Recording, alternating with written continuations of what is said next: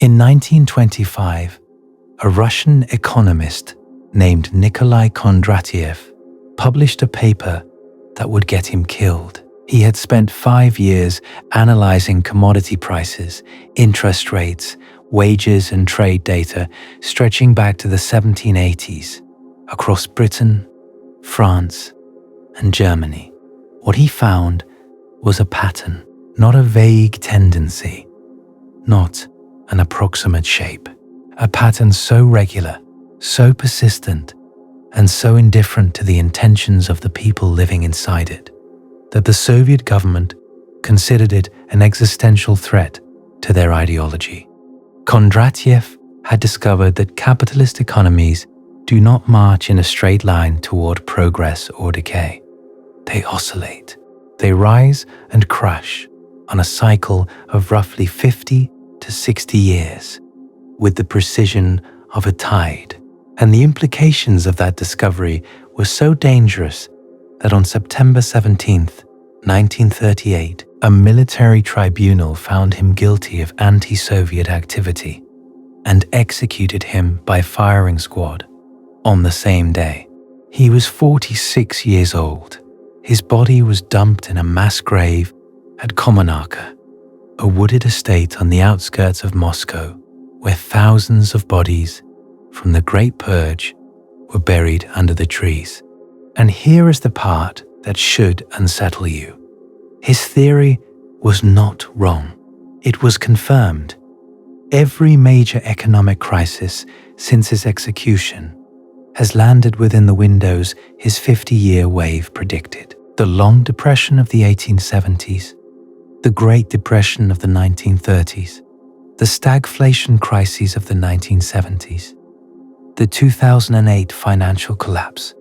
All of them sit at the turning points of Kondratieff waves, spaced roughly 50 to 60 years apart, mapped onto clusters of technological revolution and financial speculation that repeat with a regularity that should not exist in a system supposedly driven by free human choice. The man was killed for discovering the schedule, and the schedule kept running without him. But Kondratieff only saw the surface. He identified a 50-year wave. He did not know there was a deeper wave underneath it, one that operates on a timescale of 200 years, and another beneath that, spanning 600.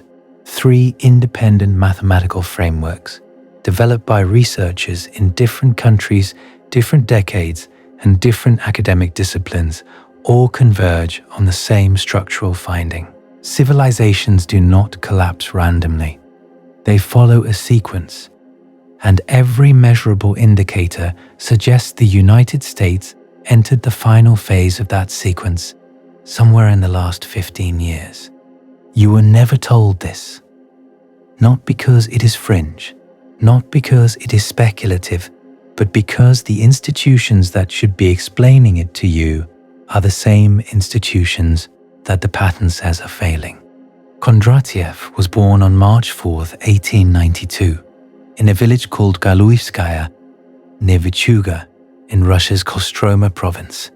His family were poor peasants. He was barred from elite schools by poverty, educated himself, passed secondary exams on his own, and enrolled in the juridical faculty of St. Petersburg University, graduating in 1915. By 1917, at 25 years old, he had already been appointed Deputy Minister of Food Supply under the Kerensky Provisional Government. After the Bolsheviks took power, he founded the Moscow Institute of Conjuncture in 1920, directing a team of over 50 researchers tracking business cycles across the industrialized world. He traveled to England, Germany, Canada, and the United States in 1924, exchanging data with the National Bureau of Economic Research. He was a full professor by age 31. His landmark paper analyzed price data going back 140 years and identified 3 complete long waves. The first peaked around 1815, driven by the original Industrial Revolution, steam engines and textile mills. The second peaked around 1873, driven by railroads and Bessemer steel. The third was just beginning its upswing in the 1920s, driven by electrical power and the automobile. Each wave lasted approximately 50 to 60 years from trough to trough. Each contained a period of expansion, a plateau, a speculative frenzy, and a painful contraction that lasted a generation. The problem for Kondratieff was what his theory implied. If capitalism crashes every 50 years, but then recovers, then the Marxist prediction of capitalism's inevitable final collapse was wrong. The system was not dying, it was breathing, and the Soviet state's entire legitimacy rested on the claim that capitalism would destroy itself. In 1927, Bolshevik leader Zinoviev publicly branded Kondratieff's ideas the Kulak Party Manifesto. In 1928, he was fired from the institute he had built. In July of 1930, the secret police arrested him and charged him with membership in the Peasants' Labour Party, an organization that the NKVD fabricated and that never actually existed. Stalin took personal interest.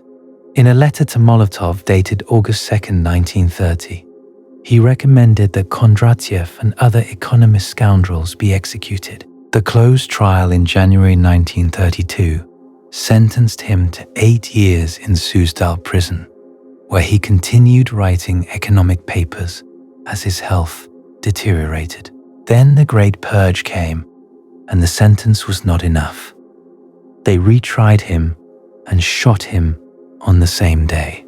He was rehabilitated in 1956 under Khrushchev and fully rehabilitated on July 16, 1987, under Glasnost.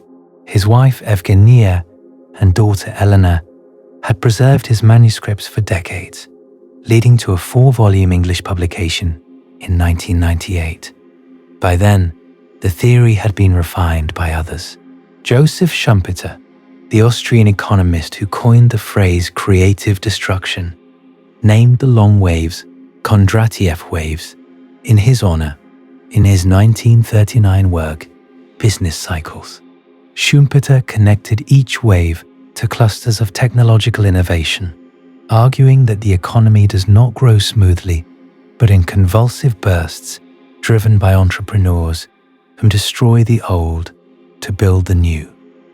And here is where the picture sharpens, because subsequent researchers mapped the waves forward with specific dates. The first wave, driven by cotton and iron, ran from roughly the 1780s to 1842. The second, driven by railroads, ran from 1842 to 1897. The third, driven by electrical power and chemistry, ran from 1897 to around 1939. The fourth, driven by oil and mass production, ran from the 1940s through the 1980s. And the fifth, the one you are living inside right now, began in the early 1970s with the microprocessor and is driven by information technology. Carlota Perez, a Venezuelan British economist who received the Silver Kondratieff Medal in 2012, added the critical structural detail. In her 2002 book, Technological Revolutions and Financial Capital, she showed that each wave follows the same internal sequence: an eruption phase, where the new technology appears and begins disrupting existing industries; a frenzy phase, where financial capital pours into speculation around the new technology, creating a bubble; a crash, which Perez calls the turning point, where the speculative excess is purged and institutions begin adapting to the new technological reality; and then a deployment phase, where the technology becomes embedded in the real economy and produces broad-based prosperity. a golden age before the whole thing matures and stagnates, setting the stage for the next wave. The pattern maps onto the fifth wave with uncomfortable clarity. The microprocessor appeared in 1971. The eruption ran through the 80s. The frenzy was the dot-com bubble, when companies with no revenue and no business model commanded billion-dollar valuations based on the magic words .com appended to their names. The Nasdaq peaked at 5,048 on March 10, 2000, and crashed to 1,114 by October 2002, an almost 80% decline. That was supposed to be the turning point. The crash was supposed to clear the decks for a deployment golden age, the way previous turning point crashes had. The panic of 1893 led to the progressive era. The crash of 1929, after the devastation of the Depression and the war, led to the post-war golden age of broad-based prosperity. But something different happened this time. Instead of a deployment golden age, the 2000 crash was followed by another round of even more extreme financialization. Subprime mortgages, collateralized debt obligations, credit default swaps, an entire shadow banking system operating outside regulatory oversight. The 2008 crash was the second turning point, the one that was supposed to trigger the institutional reforms that every previous cycle had eventually produced. And again, instead of reform, the response was quantitative easing, bailouts, and a continuation of the financial expansion. The productive economy never recovered its post-war dynamism. The deployment golden age never arrived. And that failure to complete the normal K-wave sequence is, depending on which theorist you ask, either evidence that we are still in a prolonged turning point that will eventually resolve, or evidence that something has gone structurally wrong with the cycle itself. But that is not even the disturbing part, because Kondratieff waves operate on a 50-year cycle. They explain recessions and depressions.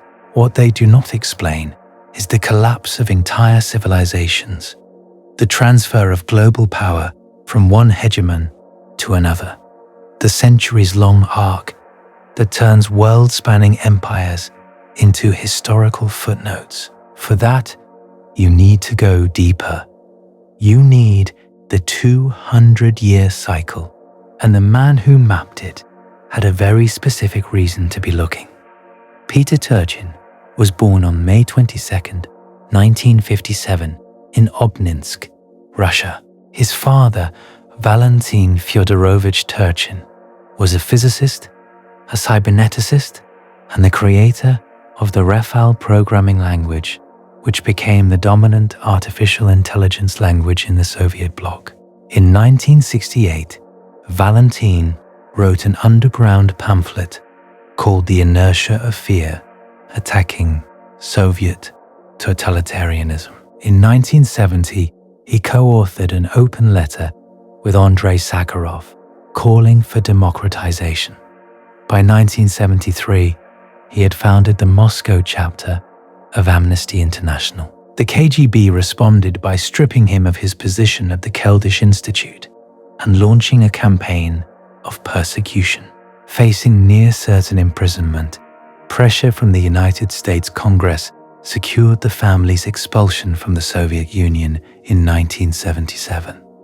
Peter was 20 years old. He had been born in one country, raised inside its contradictions, and expelled from it into another.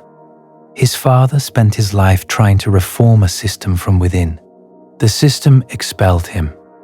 Valentin died on April 7, 2010. The same year, his son published the paper that would make him famous. Think about that for a moment.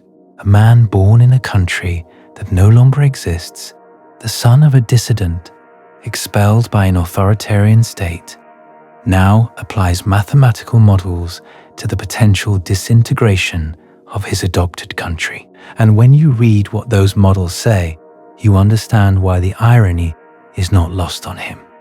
Peter Turchin holds no degrees in history. He earned a bachelor's in biology from NYU in 1980 and a PhD in zoology from Duke in 1985. He spent the 1980s and 90s studying population dynamics, the boom and bust cycles of beetles, butterflies, mice, and deer. Populations do not grow in straight lines. They overshoot their food supply, crash, recover, overshoot again. The mathematics governing these oscillations are well understood. Turchin's insight was that human societies might follow similar dynamics, not because humans are animals, but because the same mathematical structures, nonlinear dynamics and feedback loops govern any complex system where growth creates the conditions for its own reversal. He coined the term Cliodynamics from Clio, the Greek muse of history, in his 2003 book, Historical Dynamics. His structural demographic theory, building on work by Jack Goldstone, models societies as systems with four interacting components: the general population, the elites, the state, and political instability. Three specific dynamics drive the system toward crisis. The first is popular immiseration, when the labor supply grows faster than the economy can absorb it. Real wages stagnate or decline. Even as GDP grows, the economy expands, but ordinary people get poorer. Turchin tracks this through what he calls the relative wage, the ratio of median worker pay to GDP per capita. In the United States, this ratio peaked in the early 1970s and has been falling for 50 years. The economy has nearly tripled in real per capita terms since 1970. Median real wages have barely moved. The second dynamic is elite overproduction.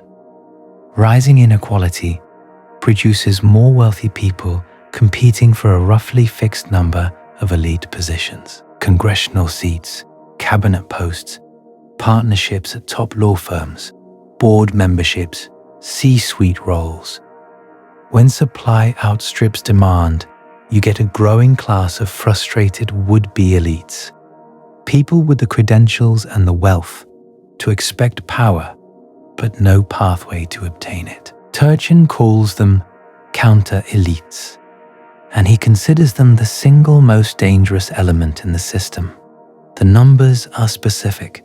Households worth $10 million or more grew from 66,000 in 1983 to 693,000 by 2019.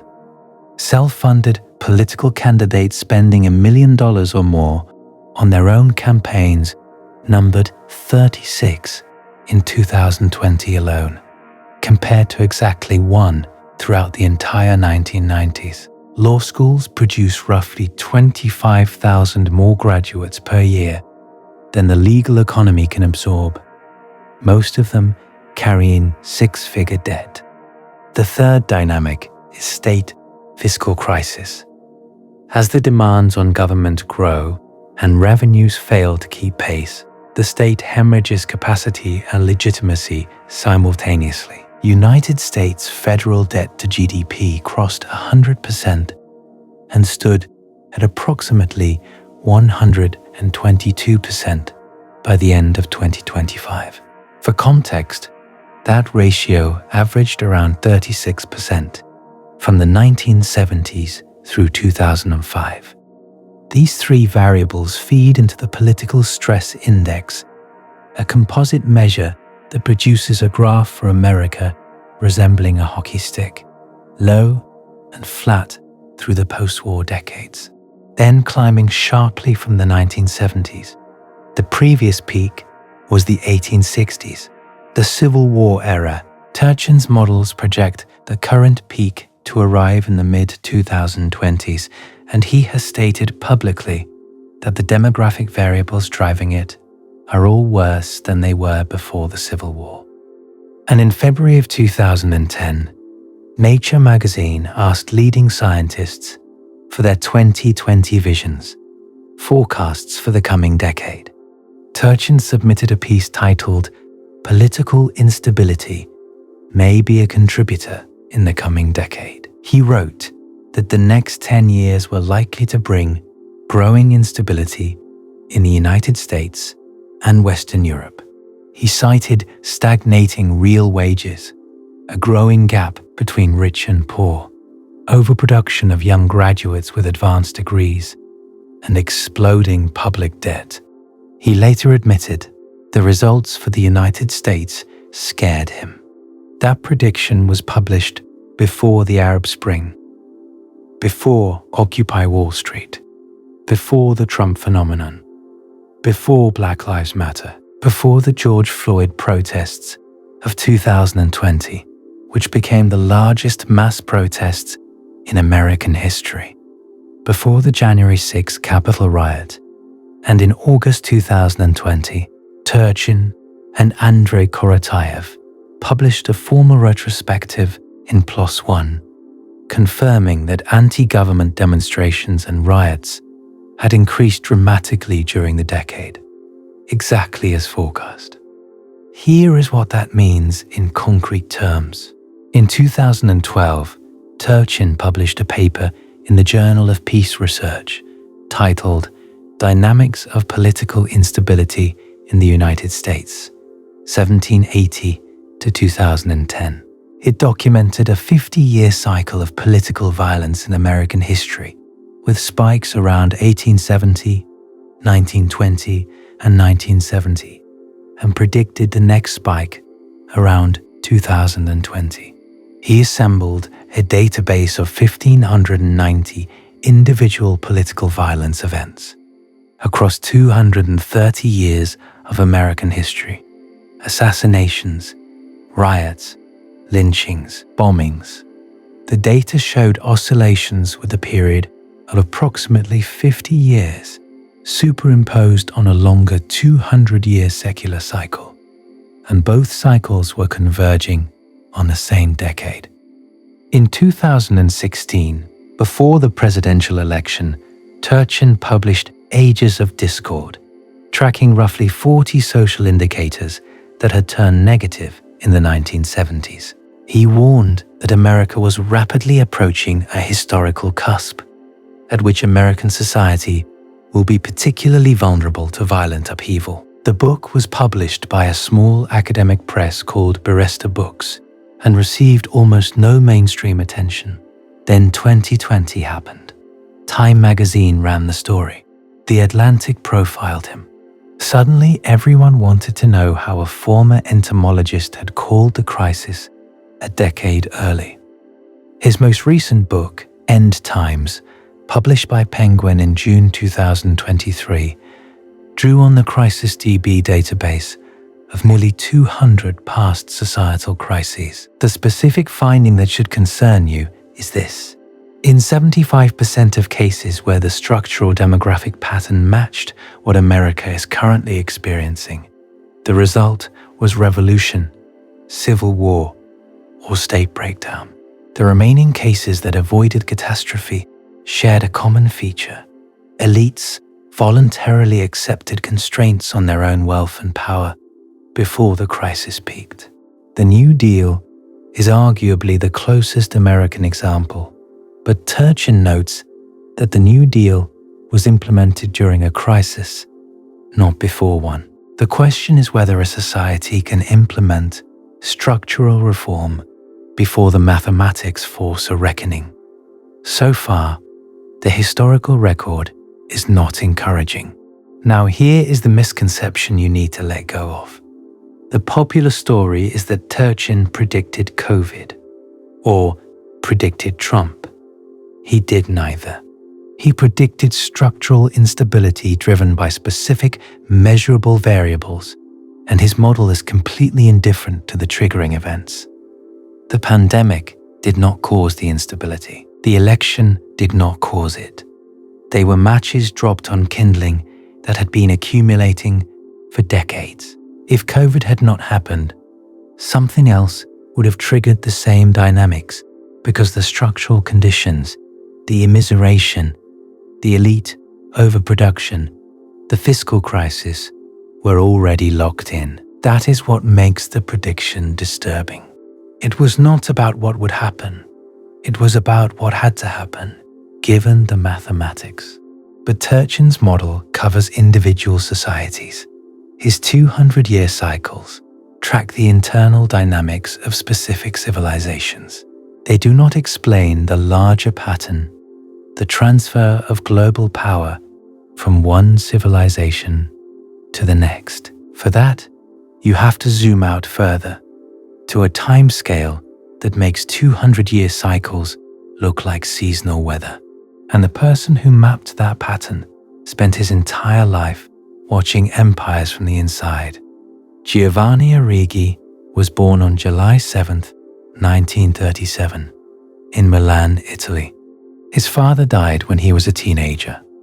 Giovanni tried to keep the family textile business running and enrolled at Bocconi University, hoping economics would help. Neoclassical economics struck him as useless, and the business failed anyway. His doctoral dissertation, completed in 1960, analyzed production data from his grandfather's factory floor. In 1963, he took a position at the University College of Rhodesia and Nyasaland, where he experienced his true intellectual rebirth, studying labor migration in southern Africa. In July 1966, he was arrested for opposing white minority rule, jailed for a week, and deported. He moved to the University of Dar es Salaam in Tanzania, a hub for African liberation movements, where he met Emanuel Wallerstein, the sociologist who had developed world systems theory. That meeting shaped both their careers. After returning to Italy and participating in the autonomist movements of the late 1960s, Arrighi moved to SUNY Binghamton in 1979 to join Wallerstein at the Fernand Braudel Center, and eventually settled at Johns Hopkins University, where he spent his final decade. He died of cancer on June 18, 2009. He was 71 years old. The 2008 financial crisis, which many scholars saw as the vindication of his life's work, was still reverberating. He never saw the full confirmation. His masterwork was The Long 20th Century, published by Verso in 1994. The core argument built on the French historian Fernand Braudel's observation that every capitalist development of this order seems, by reaching the stage of financial expansion, to have in some sense announced its maturity. It is a sign of autumn. Arrighi translated that insight into a formal framework. Every hegemonic power follows the same two-phase arc. First, a material expansion phase, where money flows into productive investment, trade, industry, and infrastructure. The economy grows by making things. Then, when productive returns decline, capital shifts to a financial expansion phase. Speculation, lending, financial instruments. The economy grows by moving money around. The pivot point is what Arrighi calls the signal crisis. The terminal crisis comes later, when the financial expansion reaches its limits and the entire system breaks. And he mapped this across 4 successive hegemonic powers spanning 6 centuries. The first cycle was Genoese, running from roughly the 1450s to 1640. After Venice defeated Genoa in the War of Chioggia in 1381, cutting it off from Mediterranean trade routes, surplus Genoese capital had nowhere productive to go. It financed the Iberian overseas expansion instead. Columbus's 1492 voyage was backed by Genoese money. The material expansion lasted through the early 1500s. Then, in 1557 through 1562, Habsburg Spain defaulted on its debts. triggering what Arrighi identified as the signal crisis. Genoese bankers pivoted from trade to high finance, dominating European credit markets for roughly 70 years. The terminal crisis was the 30 Years' War, 1618 to 1648, which destroyed the old order and cleared the way for the next hegemon. The second cycle was Dutch, running from roughly the 1580s to 1815. The Dutch invented the modern financial system. The VOC, the Dutch East India Company, was founded on March 20th, 1602, with initial capital of 6.4 million guilders and over 1,100 investors, the world's first publicly traded company. Amsterdam became the world's financial center. The signal crisis arrived around 1740, as massive Dutch capital flight to London began. By 1762, the Dutch held a quarter of English debt. They were financing their own replacement. The terminal crisis was the Napoleonic Wars. The third cycle was British, running from roughly the 1780s to 1945. Britain was the first hegemon to base its power on industrial production. The signal crisis was the Long Depression of 1873 to 1896, triggered by the Vienna stock market crash in May of 1873, which brought down 98 banks, 89 railroad companies, and 18,000 businesses in the United States alone. Britain's ratio of net capital formation to national product fell from 11.5% to 6% as money abandoned factories for financial instruments. The Edwardian Bell epoch that followed was a false golden age. Financial returns soared while real wages stagnated. Sound familiar? The terminal crisis was the two world wars. The fourth cycle is American, running from roughly the 1870s to the present.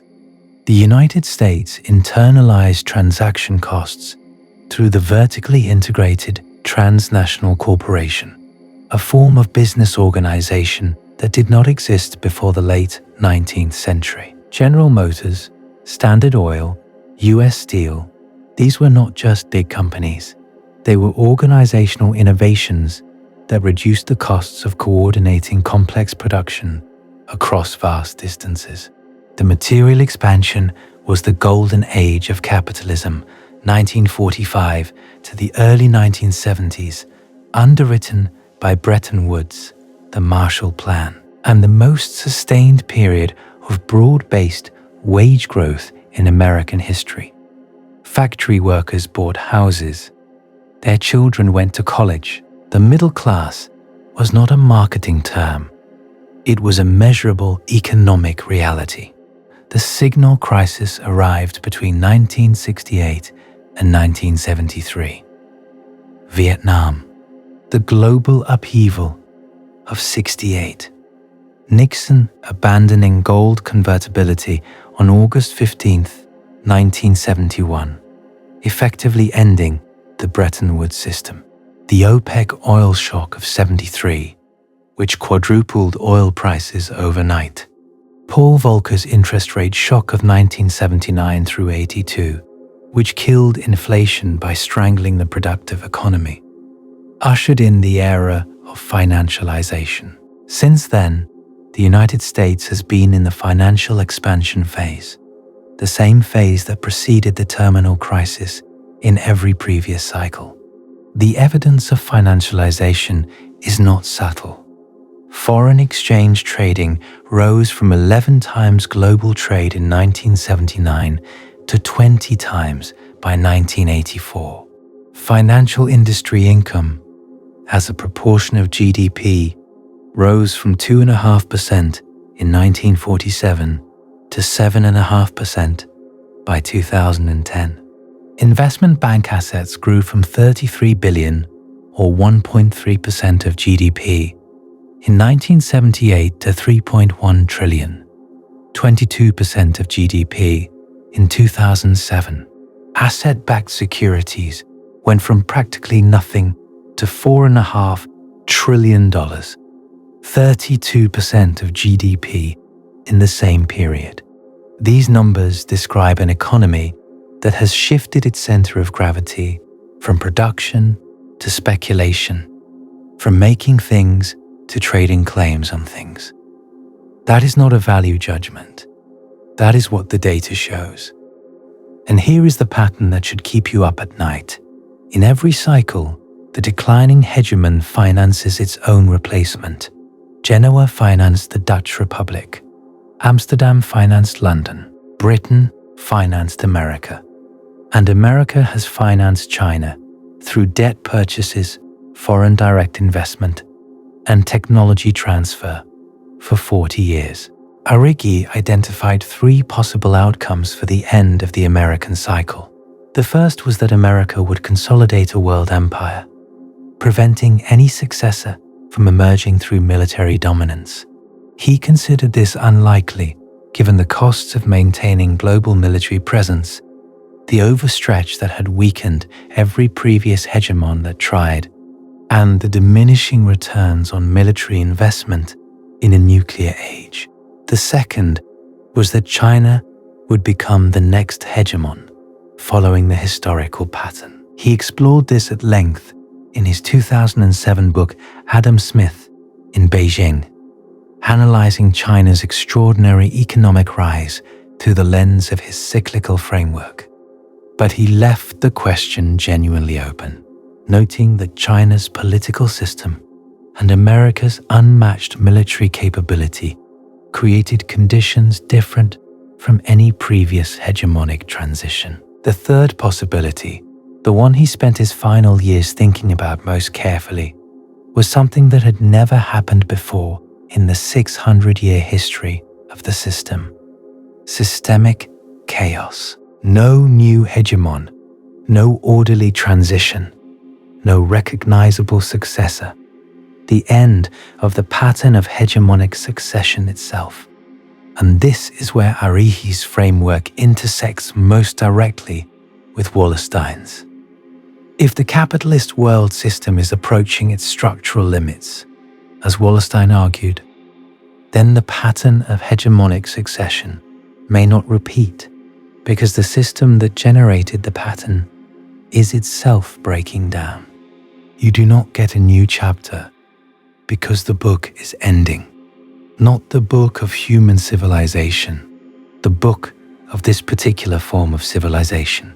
The 500-year-old architecture of competing states, capital accumulation, and hegemonic succession. What comes after is genuinely unknown. That uncertainty, Wallerstein insisted, was not a reason for despair. It was a reason for engagement, because it meant the outcome was not predetermined. For the first time in 5 centuries, the structural constraints that channeled history into recurring patterns might be loosening, and what fills the vacuum depends on choices made in the next 20 to 30 years. But that theoretical openness offers cold comfort when you look at the present trajectory, because the immediate danger is not what comes after the transition. It is the transition itself. Every previous terminal crisis involved decades of upheaval. The 30 Years' War killed roughly 8 million. The Napoleonic Wars killed 3 to 6 million. The 2 World Wars killed over 80 million. Arrighi noted that each successive terminal crisis was more violent and encompassing than the last, which, if the pattern holds, implies that the terminal crisis of the American cycle would exceed everything that came before it. That may or may not happen.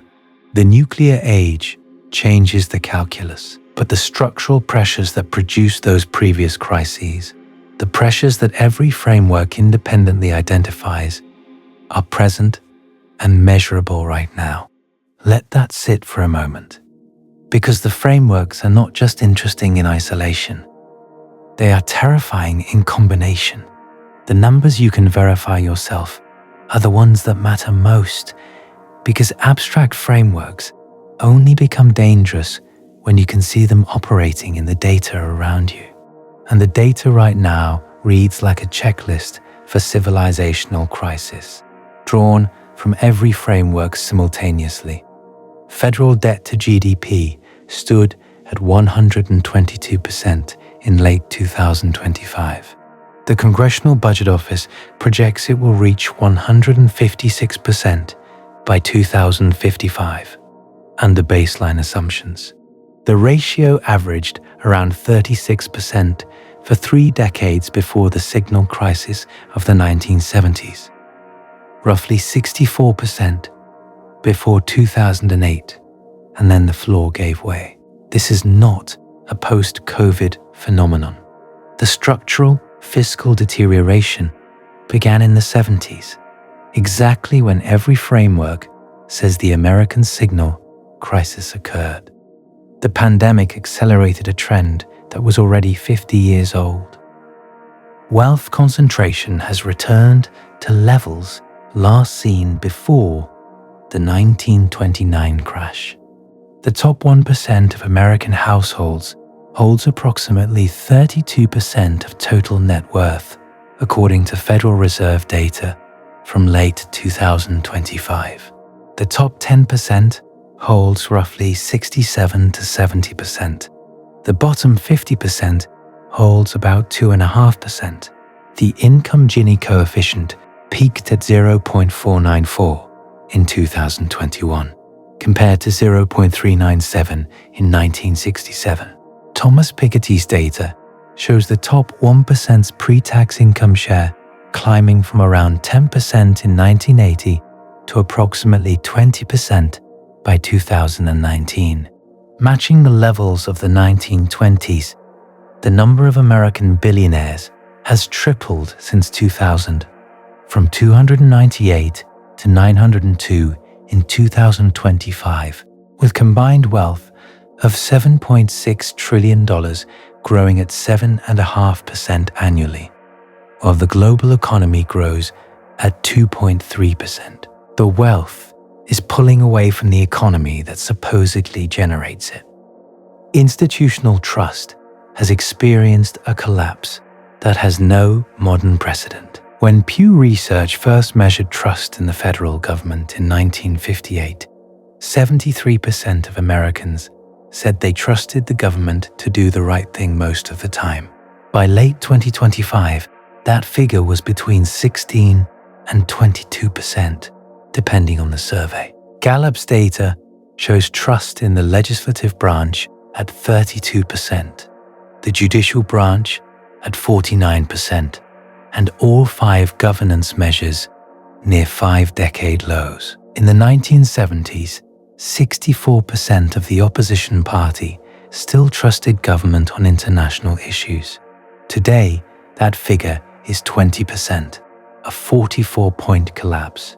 The 2025 Edelman Trust Barometer found 69% of people globally worried that their leaders deliberately mislead them, up 11 points since 2021. And government was rated the least competent and least ethical institution on the planet.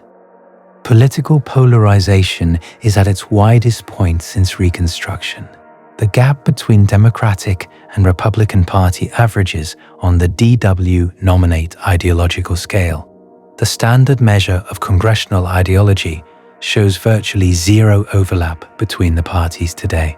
In the 1950s through the 70s, significant overlap existed.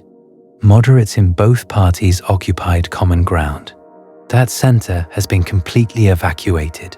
72% of Republicans and 63% of Democrats now view the opposing party as more immoral than other Americans, up from 47 and 35% in 2016. A record low 34% of Americans self-identified as politically moderate in 2025. The United States experienced the largest increase in effective polarization, meaning how much partisans personally dislike each other, of any of 12 OECD countries studied over the past 40 years. This is not a universal Western phenomenon. It is an American one. And that distinction matters because it maps onto a very specific dynamic in Turchin's model. Elite overproduction does not just produce wealth inequality, it produces ideological fracture among the elites themselves. When there are more ambitious, credentialed, wealthy people than there are positions of power, the surplus aspirants do not quietly accept their exclusion. They mobilize. They find constituencies. They build movements. They attack the legitimacy of the existing power structure, not because they oppose power, but because they want it and cannot get it through existing channels. The counter-elite phenomenon is not about left versus right. It is about insiders versus outsiders. And the outsiders have resources. The number of self-funded political candidates spending $1 million or more of their own money on campaigns exploded from 1 throughout the entire 1990s to 36 in 2020 alone. These are not grassroots insurgencies. These are wealthy people who cannot access power through the existing structure and are trying to buy their way in. The Roman Republic had a word for this kind of politician, popularis, and every popularis from the Gracchi to Caesar emerged from the same structural dynamic. None of this data is hidden. Every number I just cited is publicly available. The Federal Reserve publishes wealth distribution quarterly. Pew and Gallup publish trust surveys annually. The DW Nominate scores are maintained by political scientists at the University of Georgia and are freely downloadable. Turchin's Political Stress Index methodology is published in peer-reviewed journals. The fact that you probably had not seen these numbers assembled in this configuration before tonight is itself part of the pattern. The data exists, the analysis exists, the frameworks exist, the convergence is documented, and the institutional response has been, overwhelmingly, silence. And here is the part that connects the data to the frameworks. Turchin's database of nearly 200 past crises shows that roughly 25% of comparable cases avoided the worst outcomes. That is not zero. It is a real exit ramp. But the conditions it required were specific and demanding. Deliberate wealth redistribution by elites, institutional reform before, not after. The crisis peaked, a political culture capable of prioritizing collective survival over factional advantage. In practice, what this looked like in the cases that succeeded was something like the Stein-Hardenberg reforms in early 19th century Prussia, or Britain's Reform Acts of 1832 and 1867, or the American New Deal of the 1930s. In each case, the ruling class accepted real constraints on its own wealth and power, not out of generosity, but out of a recognition that the alternative was worse. The question is whether that kind of elite concession is possible in the current American political environment. Whether a donor class that has spent 40 years building infrastructure to protect its wealth from redistribution would voluntarily reverse course. Whether a media ecosystem built on outrage and polarization can transmit the message that structural reform is necessary. Whether institutions whose legitimacy has already collapsed can implement reforms that require public trust. To succeed, the answer is not obvious. But look at the structural incentives. Look at the direction of every trend line. Look at the behavior of every actor in the system. And ask yourself honestly whether the trajectory resembles a society moving toward deliberate reform or one moving toward the 75% outcome. You can look at the American political landscape right now and draw your own conclusions about whether that concession is happening. The historical echoes are not metaphorical, they are structural, and they do not require you to believe in cyclical history to find them disturbing. You just have to look at what previous civilizations looked like at exactly this stage.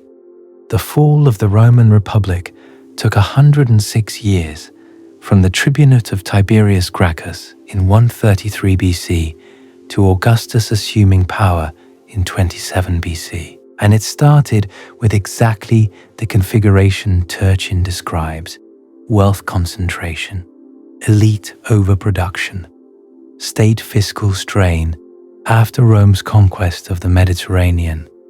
Enormous wealth flowed into the hands of a few hundred senatorial families who used it to build vast slave-worked estates called latifundia on public land they had illegally seized.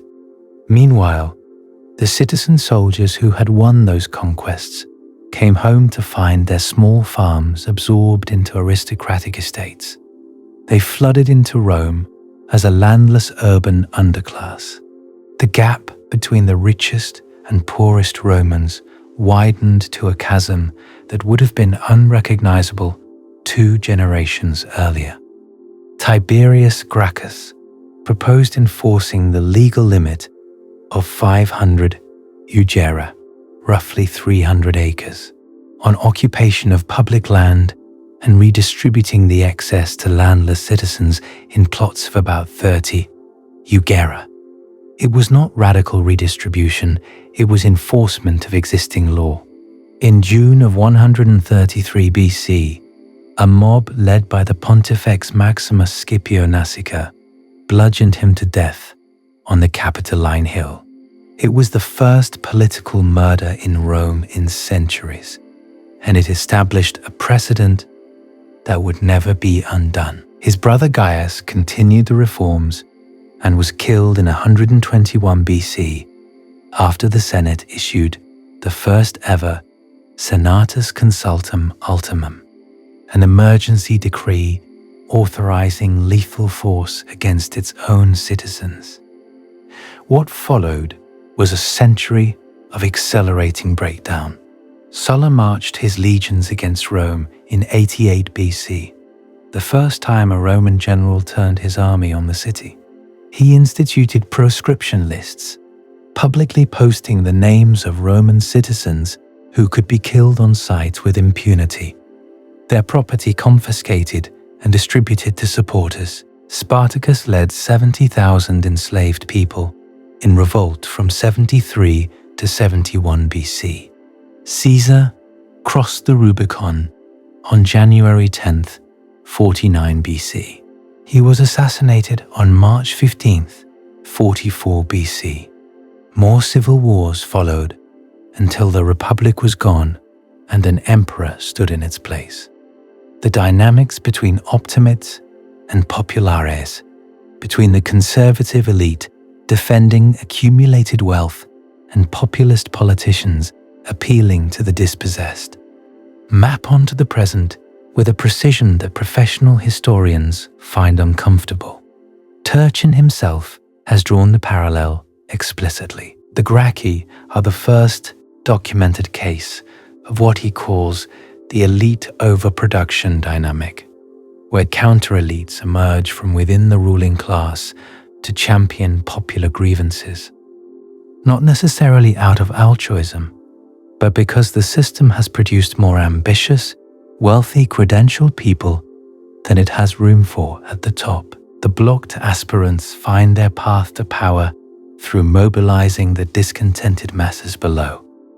The Florentine banking crash of the 1340s is even more pointed because it shows the pattern operating at the very birth of modern capitalism. The Bardi and Peruzzi banking houses were the largest financial institutions in medieval Europe, operating from Florence with branches across the Mediterranean. They had started as wool merchants, trading real goods through real supply chains. But as their capital accumulated, they shifted into sovereign lending, extending enormous loans to Edward III of England to fund the 100 Years' War. According to the 14th century chronicler Giovanni Villani, the Bardi lent 900,000 gold florins and the Peruzzi 600,000, though modern scholarship suggests roughly a third of that figure may represent accumulated unpaid interest rather than principal. Either way, the exposure was catastrophic.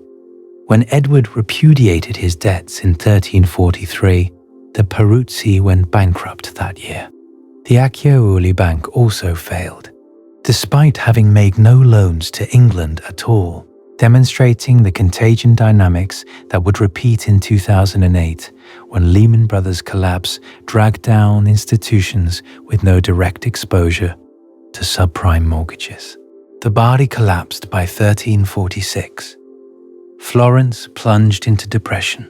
The Black Death arrived 2 years later, killing 30 to 60% of Europe's population in a catastrophic 1-2 punch of financial and biological disaster.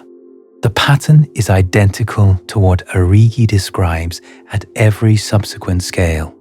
Productive capital gives way to financial capital.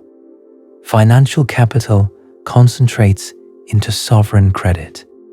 The sovereign defaults, the system collapses, and from the wreckage, new forms of organization emerge.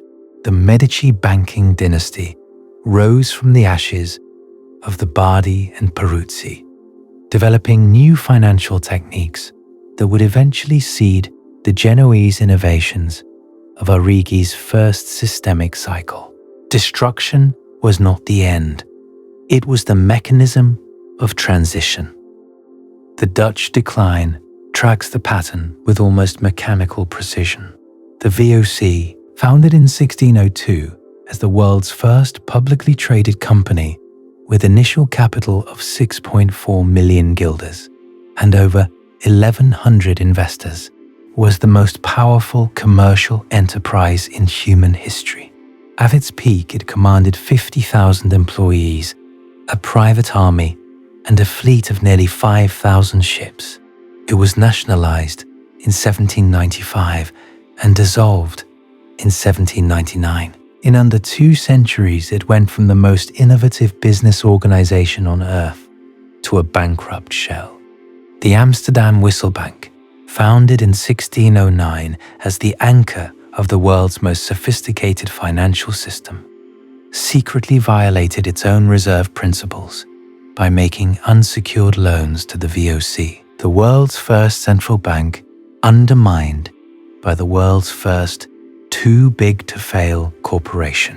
When the VOC defaulted during the Fourth Anglo-Dutch War in the 1780s, the entire financial architecture came down. The tulip mania of 1636 to 37 is usually told as a story about irrational speculation, and it was. At the peak, a single Semper Augustus bulb sold for 10,000 guilders, enough to buy one of Amsterdam's finest canal houses, at a time when a skilled craftsman earned roughly 300 guilders per year. But the real story is what the mania represented structurally. Capital with nowhere productive to go. Dutch merchants had more money than the real economy could absorb, and so they speculated, first in tulips, then in sovereign bonds, then in foreign government debt. By 1762, Dutch investors held a quarter of English debt. They were literally lending their accumulated wealth to the nation that would replace them as global hegemon. Fernand Braudel's judgment was devastating. The Dutch abandoned the money-spinning entrepot trade for a life of speculation and rentierdom, leaving all the best cards to London. They were the richest people in Europe per capita. They had the most advanced financial system on the planet. They could see what was happening, and they followed the pattern anyway, because the pattern is not about intelligence or awareness. It is about structural incentives. When productive returns fall, capital flows to financial returns. It is not a decision, it is what money does. Britain's long autumn from the 1870s to 1945 shows the same dynamics in industrial age clothes. After the signal crisis of 1873, Britain's investment to national product ratio fell from 11.5% to 6%, while Germany's rose from 10.6% to nearly 16%. Britain chose financial returns over industrial reinvestment. By 1913, roughly 35% of British assets were held abroad, enormous capital exports that critics blamed for starving domestic industry. The United States surpassed Britain in total GDP by the 1870s or 1880s. By 1913, American GDP was roughly 2.5 times Britain's. The Edwardian era that followed was the original Belle Epoque, a period of dazzling financial returns and cultural confidence built on top of structural rot. 2 world wars finished the job. The 1929 crash sits precisely at the trough of the third Kondratieff wave, confirming that the long wave theory was not just a retrospective pattern fit. The Dow Jones Industrial Average peaked at 381 on September 3rd, 1929, having risen sixfold from 63 in August 1921. On Black Thursday, October 24th, nearly 13 million shares traded in panic. On Black Tuesday, October 29th, 16 million shares changed hands and $14 billion in value vanished. The Dow did not reach its bottom until July 8th, 1932, at 41.22, an 89% decline. It did not recover its 1929 peak until November 23rd, 1954, 25 years. Before the crash, the top 1% received 23.9% of all income, a figure almost identical to the present. 80% of American families had virtually no savings. Margin buying allowed speculators to put down as little as 10%. The parallels to the current moment are not vague. They are specific, numerical, and verifiable. 5 civilizations, 5 passages through the financial expansion phase, 5 collapses.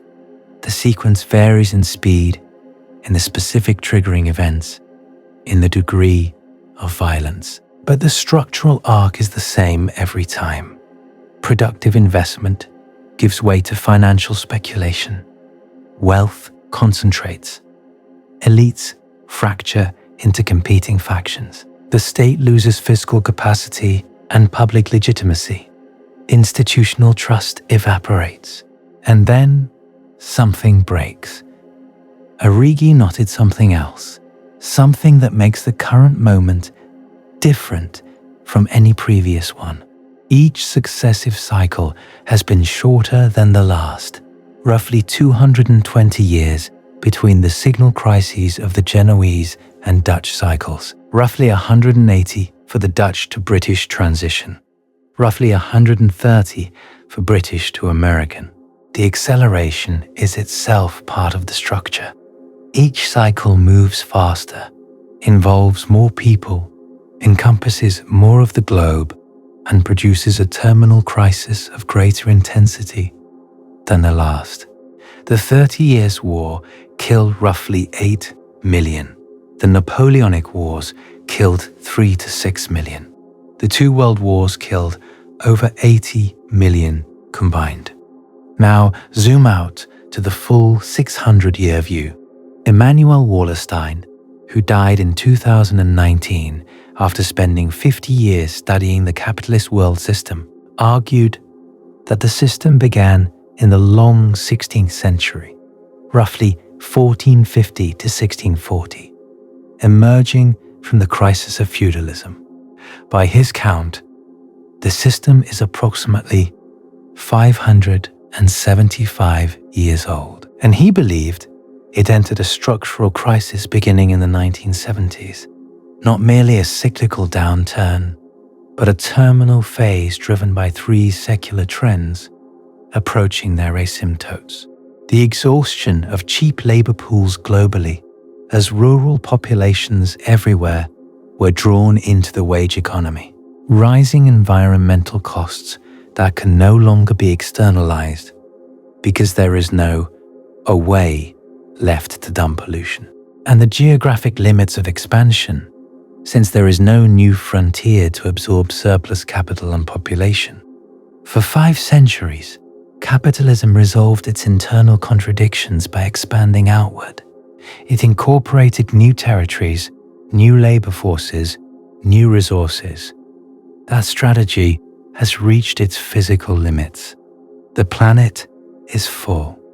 Wallerstein predicted a chaotic transition lasting 20 to 40 years, with resolution by roughly 2040 to 2060, and he gave 50-50 odds between a more egalitarian successor system and a more exploitative one. He was explicit that he did not know which outcome would prevail, and he was blunt about why. The transition period would be characterized by what he called wild oscillations, rapid swings between opposing political tendencies, increasing violence, and a profound loss of legitimacy across all existing institutions. The system would not collapse in a single dramatic event. It would degrade. The rules that had governed economic and political life for centuries would stop working, and no new set of rules would be agreed upon to replace them. The result would be a period of systemic chaos, lasting decades. Look at the world since 2008 and tell me that description does not fit. The ground zero for the entire 600-year arc may be the Florentine banking crash of 1343 to 1346. Before that crash, the medieval Italian city-states had pioneered the financial instruments that would later define modern capitalism. Bills of exchange, double-entry bookkeeping, branch banking across multiple countries. The Bardi and Peruzzi firms employed hundreds of agents across Europe. They were multinational financial corporations 3 centuries before the term existed. Their collapse cleared the landscape for the Medici and for the Genoese financial innovations that would launch Arrighi's first systemic cycle. If you draw a line from the Bardi crash in 1343 to the present, you get a single arc of roughly 680 years during which the same fundamental pattern has repeated. Productive expansion, financialization, crisis, hegemonic transition, 4 complete iterations, and the beginning of what may be the terminal phase of the 5th. No single scholar has fully unified all these frameworks into one mathematical model, but the convergences are too consistent to ignore. Christopher Chase Dunn at the University of California, Riverside, has produced the closest synthesis, noting considerable overlap between Kondratieff waves, Arrighi's systemic cycles, Turchin's secular cycles, and Modelsky's political long cycles. George Modelsky and William Thompson showed that each political long cycle corresponds to approximately 2 K waves, extending the analysis back to 930 AD in China, suggesting the dynamics may be even older than European capitalism. A 2024 paper in the Socioeconomic Review added mathematical formalization linking Arrighi's framework to chaos theory via the logistic map, showing how ordered cycles can give way to chaotic behavior at certain parameter values, a transition that may correspond to what Wallerstein called the structural crisis. The convergence is what makes the current moment historically unprecedented, not any single indicator, but the simultaneous alignment of downward phases across all 3 frameworks at once. The Kondratieff wave model places us in late winter of the fifth wave, the period of maximum financial instability and institutional stress. Turchin's structural demographic model shows the political stress index approaching its projected peak, with all three structural drivers worse than they were before the Civil War. Arrighi's systemic cycles place the United States deep in the financial expansion phase of the fourth and possibly final hegemonic cycle, well past the signal crisis and potentially into the terminal crisis. And Wallerstein's world systems analysis suggests the entire 500-year architecture may be reaching its structural limits. Each framework was developed independently by scholars in different countries, using different data, working in different disciplines. Kondratieff was an economist studying prices. Turchin is a complexity scientist studying population dynamics. Arrighi was a political sociologist studying global capitalism. Wallerstein was a historical sociologist studying world systems. They did not collaborate. They did not build on each other's work in any direct way, and they arrived at the same conclusion. The critics are not fools, and their objections deserve to be taken seriously, because the stakes of getting this wrong in either direction are enormous. Karl Popper argued in The Poverty of Historicism, published in 1957, that history is fundamentally unpredictable because it depends on future knowledge we cannot possess. Since the growth of knowledge is itself unpredictable, and since historical events depend on future knowledge, we cannot derive laws of historical development from observing what is essentially a single, unrepeatable experiment. He dedicated the book to the countless men and women who fell victim to the fascist and communist belief in inexorable laws of historical destiny. That dedication is not decorative. It is a reminder that belief in historical inevitability has justified some of the worst atrocities of the 20th century. The small sample problem is the most technically devastating critique. K-wave theory rests on 4 or 5 observed waves. Arrighi has exactly 4 cycles. Turchin's American secular cycles number 2. With samples this small, it is statistically impossible to distinguish genuine cyclical dynamics from coincidence. You can find patterns in any data set if you slice it the right way. Rainer Metz, a German economist who initially claimed to find K-waves via spectral analysis in 8 European countries, later renounced his own findings in subsequent publications in 1998 and 2006. When tested rigorously with modern statistical methods, the K-wave signal accounts for only 5 to 8% of total variation in world GDP. George Garvey's landmark 1943 review concluded there was no sufficient statistical evidence to warrant any regularity. That conclusion has never been definitively overturned. William Davies, in The New Statesman, delivered perhaps the harshest contemporary critique of Turchin in June 2023, calling end times empty prophecies and crude economic determinism hidden behind jargon. He noted that the 2010 Nature prediction was submitted at a time when America was already pulling apart under the strains of the 2008 financial crisis, making the forecast less impressive than it sounds. And the ultimate conclusion, moderate redistribution or barbarism, he argued, amounts to a banality that anyone could have reached without the mathematical apparatus. These objections are real, they deserve respect, and they do not settle the question. But here is where the critics lose their footing. Turchin's 2010 prediction was not a retroactive pattern fit. It was a forecast published in Nature, the most prestigious scientific journal in the world, made against the then current trend.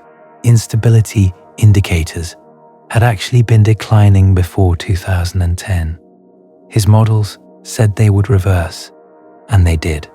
He named the country.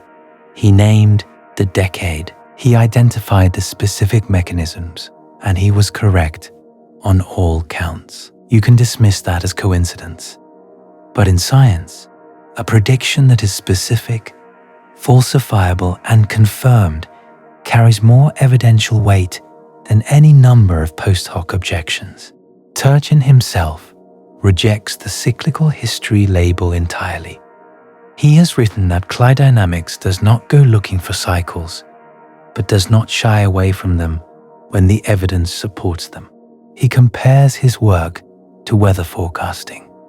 We perfectly understand the laws of hydrodynamics, but we cannot predict weather more than 7 to 10 days out. That does not mean the laws are wrong. It means complex systems are sensitive to initial conditions. The same is true of societies. And the structural argument does not require strict periodicity to be useful. You do not need to believe that history runs on a clock to recognize that certain configurations, extreme wealth concentration, frustrated elite aspirants, fiscal overextension, the shift from productive to financial capitalism, create predictable pressures. Those pressures do not have to produce a crisis on an exact schedule. They just have to make crises increasingly likely the longer they persist. The schedule is not the point. The structural dynamics are the point. And the structural dynamics are measurable, present, and accelerating. Kondratieff discovered a 50-year pattern and was killed for it. Turchin, the son of a Soviet dissident, applied the mathematics of ecological collapse to America and watched his predictions come true. Arrighi documented the autumn of 4 empires and died as the financial crisis began to confirm his theory about the 5th. The pattern did not care about Kondratieff. It did not stop because he was right. It did not slow down because Turchin published a warning. It did not pause because Arrighi identified its structure. 600 years of data. 4 hegemonic powers, an identical sequence every time. Productive expansion, financialization, elite fracture, institutional decay, terminal crisis. The specific events vary. The triggering mechanisms change, but the arc completes itself with the same structural logic, whether anyone is watching or not. Turchin's database of nearly 200 past crises shows that roughly 25% of comparable cases avoided the worst outcomes. That is not zero. It is a real exit ramp. But the conditions it required were specific and demanding. Deliberate wealth redistribution by elites. Institutional reform before, not after, the crisis peaked. A political culture capable of prioritizing collective survival over factional advantage.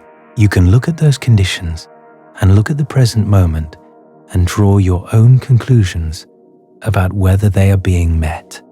The frameworks converge on this decade: the K-wave winter, the PSI peak, the terminal phase of the American systemic cycle, the structural crisis of the world system.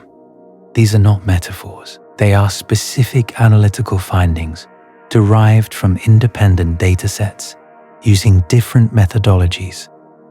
And they all point to the same window, the one you are sitting in right now. There is something else that has not been said yet, and it is arguably the most unsettling element of the entire picture. Arrighi and Beverly Silver, in a passage that reads like it was written yesterday instead of in 1999, warned that the blindness that led the ruling groups of past hegemonic states to mistake the autumn for a new spring of their power meant that the end came sooner and more catastrophically than it might otherwise have. A similar blindness is evident today. They were describing a pattern where the financial expansion phase produces a false sense of renewal. Returns on capital soar. Asset prices reach record highs. The stock market booms. GDP grows.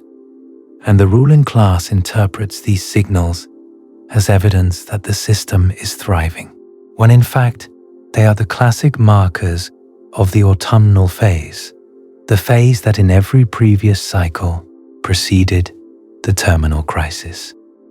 Think about what the American economy looks like right now from the perspective of someone with substantial capital. Stock markets near all-time highs, real estate appreciating. Private equity returns outpacing anything in the productive economy. Financial engineering producing wealth that did not exist a decade ago. If you sit inside the financial expansion, it looks like prosperity. From outside, from the perspective of the frameworks, it looks like the 1780s in Amsterdam, like the 1900s in London, like the autumn that has been mistaken for spring every single time by the people with the most to lose. The finance industry's share of all corporate profits in the United States went from 10% in 1947 to roughly 50% by 2010. Think about what that means. Half of all the profit generated by American corporations comes not from making things, not from providing services, not from employing people, but from moving money.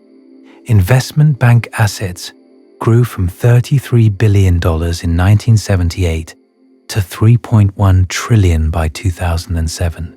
Asset-backed securities went from practically nothing to $4.5 trillion, 32% of GDP. The productive economy has been hollowed out from the inside by the financial economy, and the financial economy reads its own growth as proof that everything is fine. This is not unique to America. It is not even unique to capitalism in its current form. Braudel identified it in the 14th century. Arrighi documented it across 4 successive empires. Kondratieff saw it in commodity price data stretching back to the 1780s. The financialization is the signal. It has been the signal every time, and every time the civilization experiencing it believed it was different, that the financial growth was real growth, that the returns were sustainable, that the pattern applied to other empires, other eras, other peoples, but not to them. The calculations have been checked. The data is public. You can verify every number in this video from published sources. The debt to GDP ratio is on the Federal Reserve's website.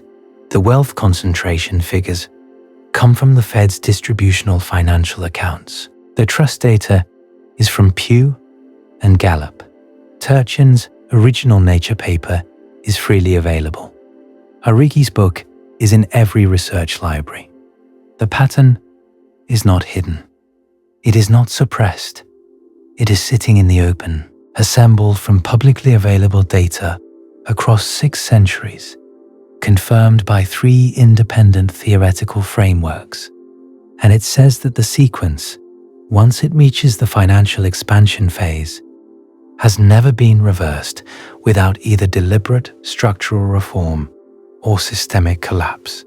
Kondratieff found the 50-year wave, and they killed him for it.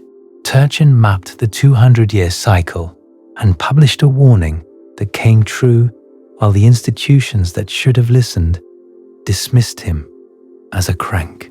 Arrighi traced the 600-year arc and died as the data confirmed what he had spent his career trying to explain. The pattern consumed its discoverers. It consumed every civilization that entered its final phase. And it has never, in 600 years of documented history, failed to complete itself. Not once.